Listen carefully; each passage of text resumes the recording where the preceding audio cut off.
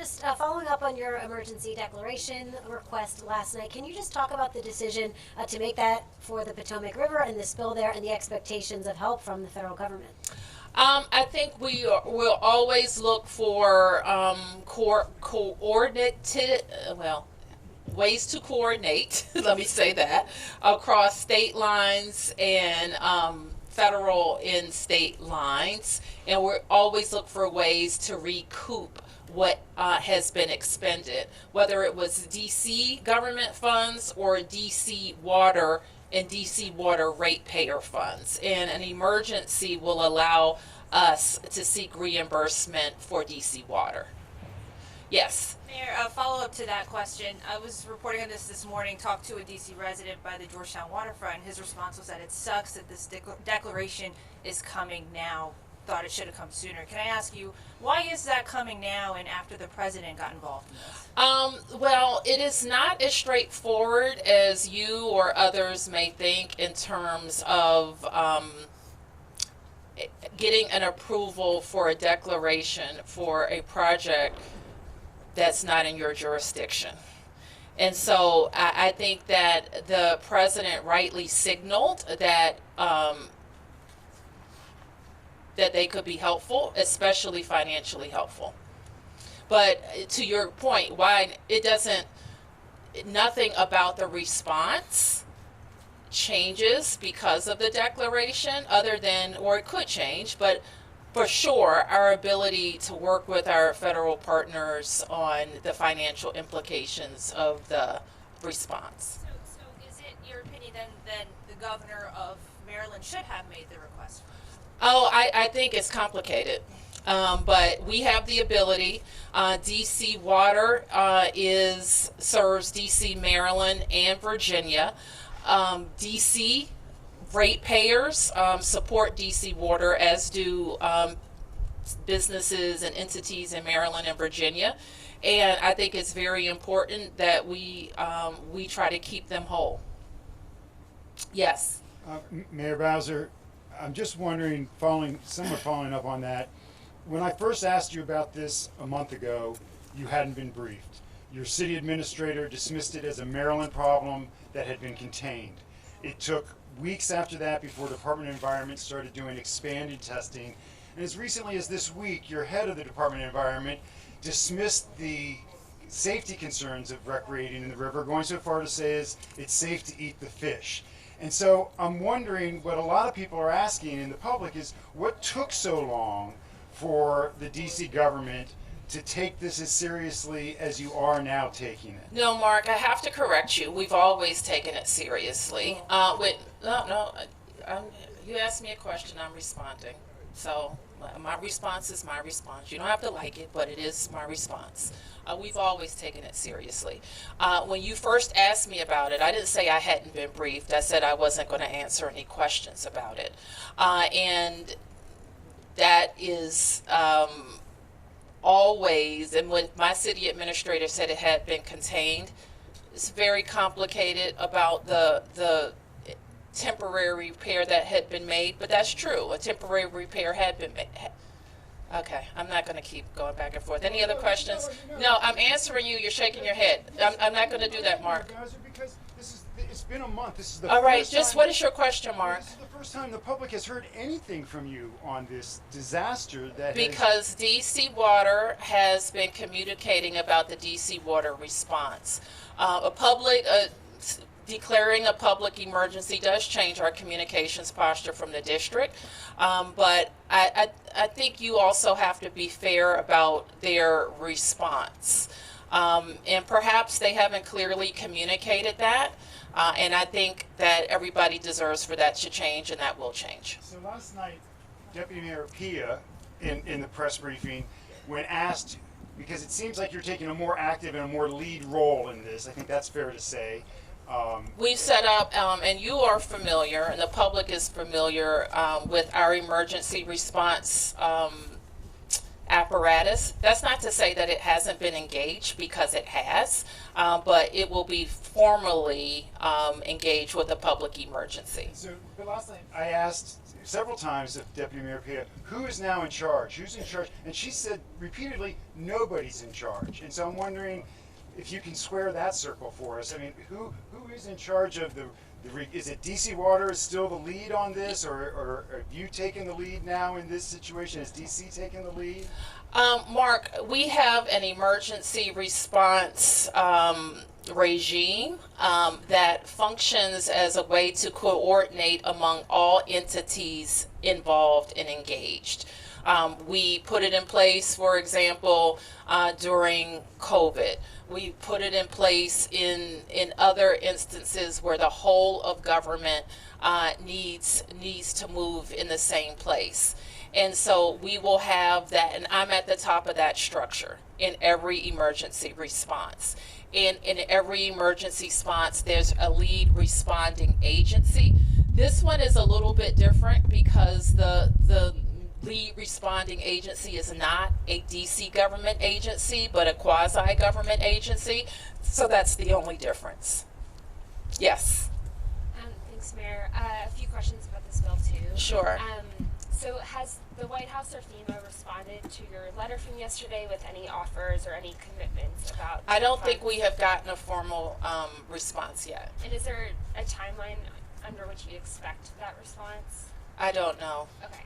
And what were the discussions between you and Governor Moore and Governor Spanberger about who would, because my understanding is any of you could have sent this request to the president for this, because the disaster touches all jurisdictions. So why in the end was it you, and what were the discussions you had? I mean, I think we have been kind of working on the idea this week.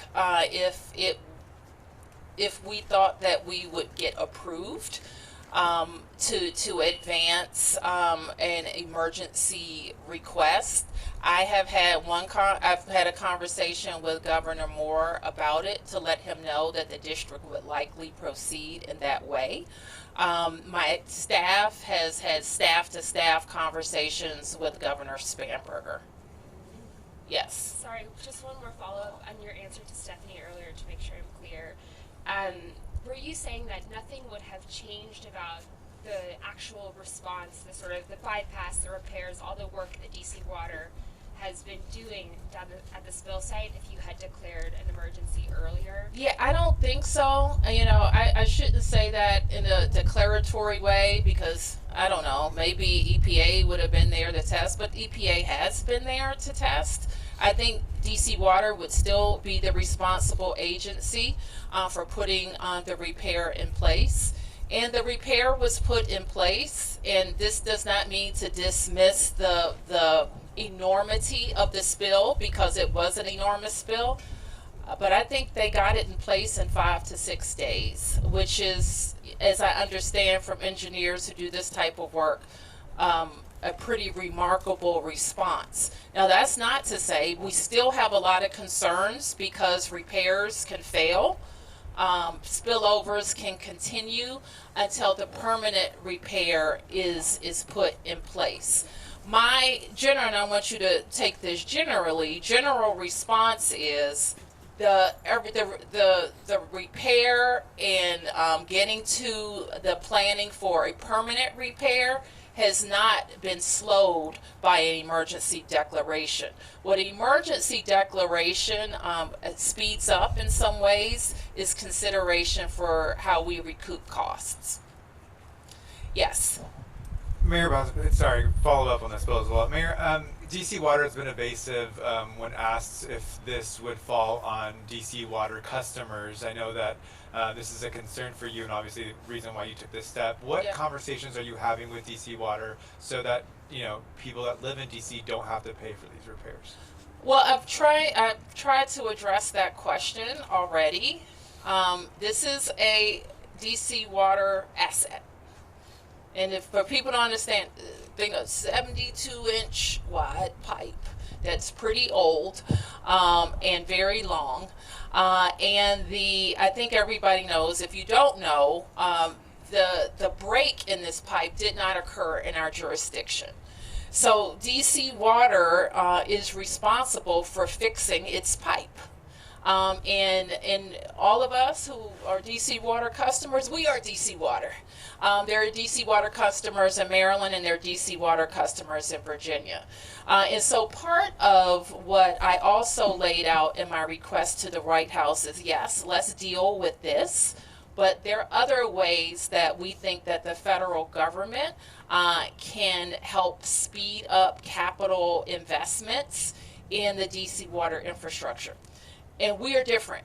We're the nation's capital. And so we think that there is a role for the federal government in speeding up those investments. And I'll just say in particular, we, as you know, have been under probably a 10 or 12 year period, maybe 10-year period of time where we've made over $4 billion in DC Water has in new tunnels, which has really helped us improve the quality and the condition of our rivers.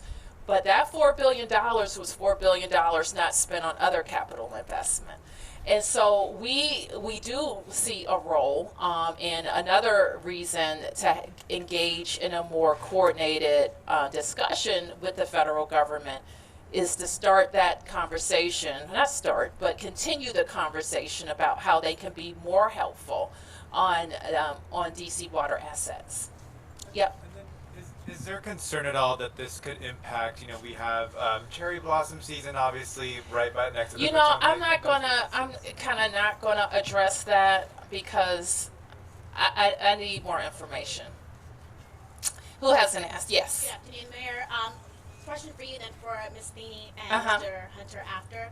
HUD made the request for all housing agencies across the country to do a review on validity as well as citizenship for those receiving federal funding on housing. They made another request to do that for all. What are your thoughts on this new request? I know the district has been checking this since the 80s with the law. Can I have somebody else follow up with you about that? I did speak with DC Housing already, but just your thoughts on this new request from HUD. I'm not familiar with the new request, so let me have somebody follow up with you on that. Okay, they did make the request in December about it, and it's due in March. Okay, my answer is the same. Okay.